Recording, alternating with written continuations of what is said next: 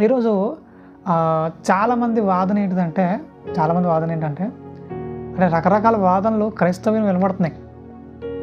ఒకళ్ళు ఒక రకంగా చెప్తుంటే మరొకలాగా చెప్తున్నారు. ముఖ్యంగా వాళ్ళు అర్థం చేసుకునే దృష్టికోణం కొంచెం పొరపడుతున్నారని చెప్పాలి. అంటే నేను మొత్తం కంప్లీట్‌గా రాంగ్ అని చెప్పట్లేదు కానీ, వాళ్ళు అర్థం చేసుకునే విధానంలో కొంచెం పొరపడుతున్నారు. సో, దానికి సంబంధించిన వచనాలు కూడా ఉన్నాయి. కానీ అవి చదవట్లేదు. వాళ్ళు అనుకున్నదే కరెక్ట్ అన్నట్టుగా వాళ్ళు ఫిక్స్ అయిపోయి దానికి అనుకూలమైన వచనాలు వాళ్ళు ఎతుక్కుంటున్నారు. అలా ఎతుక్కోవడం వల్ల ఏంటిదంటే కంప్లీట్‌గా దారి తప్పిపోయి అట్టే ఉంటున్నారు తప్ప సత్యంలోకి రావడానికి వాళ్ళు ఇష్టపడట్లేదు. అంటే ఒకంత ఈగో ప్రాబ్లం నడుస్తుందేమో అనుకుంటున్నాను నేనైతే. ఎవరైనా సరే బైబిల్ దగ్గరికి వస్తే, దేవుని దగ్గరికి వస్తే తమను తాము తగ్గించుకొని దేవుడు ఇంకేం నేర్పిస్తే అది నేర్చుకునేలా ఉండాలి తప్ప వాళ్ళు ఒకటి ఫిక్స్ అయిపోయి దాన్నే రూఢిపరిచేలాగా కొన్ని వచనాలు ఎత్తుకొని అలాగే ముందుకు కొనసాగాలనే ఆలోచన ఏమాత్రం కూడా మంచి పద్ధతి కాదు. ఈ రోజున అలా రూఢిపరుచుకొని తాము నమ్మిన ఏదైతే సిద్ధాంతం ఉందో దాన్నే బలంగా సమాజంలో రుద్దాలి అనే ఆలోచనతో చాలామంది కొనసాగుతున్నారు. అందులో బాగా జ్ఞానం తెలుసు, మాకు చాలా గొప్ప విషయాలు తెలుసు అన్నవాళ్ళు కూడా ఈ రోజున కనబడుతున్నారు. చాలా బాధాకరం. అలాంటి ఆలోచన విధానం మంచిది కాదు. ఒకవేళ సత్యం అది కాదా, అలా సత్యం లేదా, తప్పేముంది, సరిదిద్దుకుందాం. అలా సరిదిద్దుకోవడం వల్ల ఇంకా ఎక్కువ ఘనత కదా మనకి. తప్పేముంది, అదేమీ అవమానకరమైన పని కాదు. సరిదిద్దుకోవడంలో చాలా మంచి విషయం, సరిదిద్దుకుందాం. కానీ ఒకటి సరిదిద్దుకోకుండా నా ఈగో ఎక్కడ దెబ్బతింటుందా, లేదంటే మనకున్న వాల్యూ ఎక్కడ పడిపోతుందేమో అన్నట్టుకుంటే చాలా బాధాకరం అది. సో, అది మనకు వాల్యూ ఏంది? ఆయన మహింపరచబడాలి, ఆయన చిత్తం సంపూర్ణంగా సమాజంలోకి వెళ్ళాలి. ఇది కావాలి. అంతే తప్ప మన ఈగో, మన వాల్యూలు ఇవన్నీ పక్కనెట్టాలి. అది పక్కనెట్టే అసలు క్రైస్తవులకు రావాలి. ఓకేనా? సో, అది కాకుండా నేను ఏదో చేసేస్తాను అలా ఇలా అంటే అది దేవుడు చాలా బాధపడతాడు. సరే, ముఖ్యంగా అలా అపార్థం చేసుకుంటున్న విషయాల్లో ఒకటి ఏంటిదంటే జన్మ పాపం అంటున్నాడు. అంటే నేను ఈరోజు జన్మపాపం గురించి చెప్పబోతున్నాను అంటే కాదు, ఒక విషయాన్ని రూఢిపరచడం కోసం ఈ జన్మపాపం అనే విషయం గురించి చెప్తున్నా. ఏంటిదంటే దేవుడు ప్రతి ఒక్కరిని అందరికీ పరిశుద్ధంగానే యథార్థంగానే పుట్టించానని బైబిల్ గ్రంథంలో ఆయన రాయడం జరిగింది. ముఖ్యంగా వచ్చిన ఒకసారి చదివే ప్రయత్నం చేద్దామా? ప్రసంగి గ్రంథం 7వ అధ్యాయము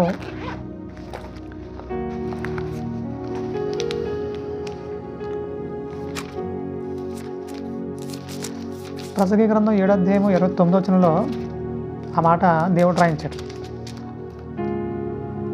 ఇది ఒకటి మాత్రం నేను కనుగొట్టుని ఏమనగా, దేవుడు నరులను యథార్థవంతులుగా పుట్టించెను, కానీ వారు వివిధమైన తంత్రములు కల్పించుకుని ఉన్నారు అంటున్నాడు.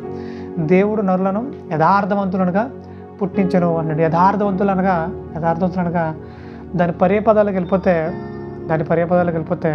పరిశుద్ధులని, నీతిమంతులని, ఇలా విలువైన పదాలు దాని గురించి రాయబడ్డాయి. యథార్థవంతులు బైబిల్ ప్రకారంగా చెప్తున్నా, నేను బయట పదాలు తీసుకొని చెప్పట్లే. యథార్థవంతులనగా బైబిల్లో పర్యాయ పదాలుగా నీతిమంతులని, పరిశుద్ధులని రాయబడింది. అంటే దేవుడు అందరినీ నీతిమంతులుగానే, పరిశుద్ధులుగానే పుట్టించాడు. కాకపోతే వారు వివిధమైన తంత్రాలు కల్పించుకుని నిబంధనలోకి వెళ్ళిపోతున్నారు. అది చాలా బాధాకరం, అది చాలా ఆవేదనకర పరిస్థితి.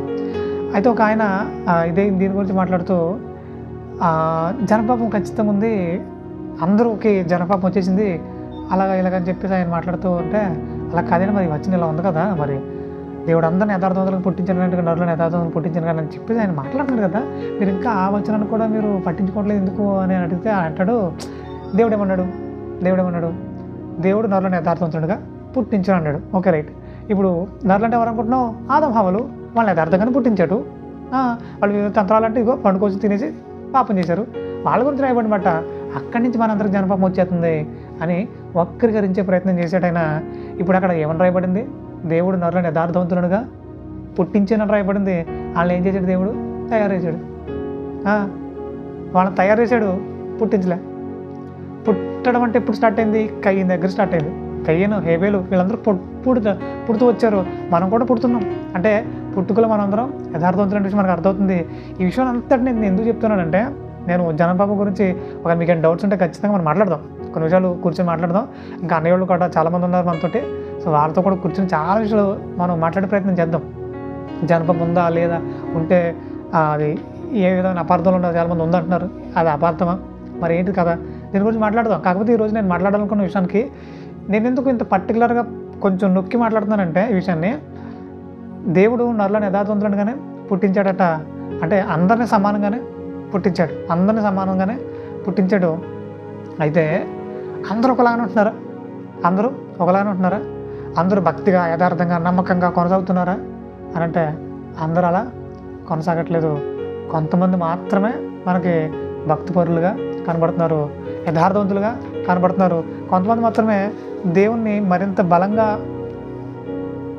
మహింపరిచే విధంగా కనబడుతున్నారు. మరి కొంతమంది ఎందుకు కనబడతలేదు?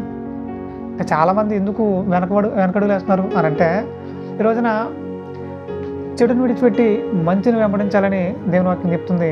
కానీ సమాజం ఏమంటుందంటే, మంచినే పక్కనట్టు ఏదైతే చెడు ఉందో దాన్ని వెంబడించు, మనకు పనికిరాని దైవ ఆవుగాక, కానీ మనం దాన్నే వెంబడించాలంటుంది సమాజం.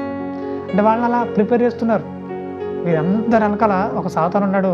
వాడి ఆలోచన చెరపట్టి ఎక్కడికో తీసుకెళ్తున్నాడు. ఇది చాలా బాధాకరం. సో వాడి ఆలోచన ప్రకారం ఎంత జరుగుతుందని గ్రహించకపోవడం ఇంకా ఇంకా ఇంకా ఆవేదనకర పరిస్థితి. కాబట్టి ప్రియమైన వాళ్ళారా, సత్యంగా శ్రేష్టమైన విషయాలు నేర్చుకుంటూ అనేకుల హృదయాల్లో ఈ సత్యం నింపబడుతున్నప్పుడు చక్కగా నింపుకొని బలంగా తయారవడం మానేసి మేము సాధారణ సంబంధాల ఆలోచనతో నింపబడతాం, చెడునే ప్రేమిస్తాం అన్నట్టుంటే నిజంగా దేవుడు చాలా బాధపడతాడు. చాలా అంటే చాలా బాధపడతాడు. ఇకనైనా మనం మారాలి. మనం మారడం కాదు, అనేకులు మార్చే స్థాయికి మనం వెళ్ళాలి. మనం మారడం వేరు, అనేకులు మార్చడం వేరు. మనం మారడం అంటే ఇప్పుడు స్టార్ట్ అయ్యేది, అనేకులు మార్చడం అంటే ఒక పరిపూర్ణ దశకు వెళ్ళేది. అలా పరిపూర్ణ దశకు మనం అందరం వెళ్ళాలంటున్నాడు. మొన్న కూడా ఒకసారి ఇదే విషయం గురించి మాట్లాడుతూ, మనుషులందరూ సత్యమును గురించిన అనుభవజ్ఞానం పొందాలని దేవుడు హెచ్చిస్తున్నాడట. మరి ఎంతమంది సిద్ధంగా ఉన్నారు సత్యమును గురించిన అనుభవజ్ఞానం పొందడానికి? సో ఆ విషయాన్ని కూడా మనం ఖచ్చితంగా గుర్తుపెట్టుకోవాలి. ఇక రెండోదిగా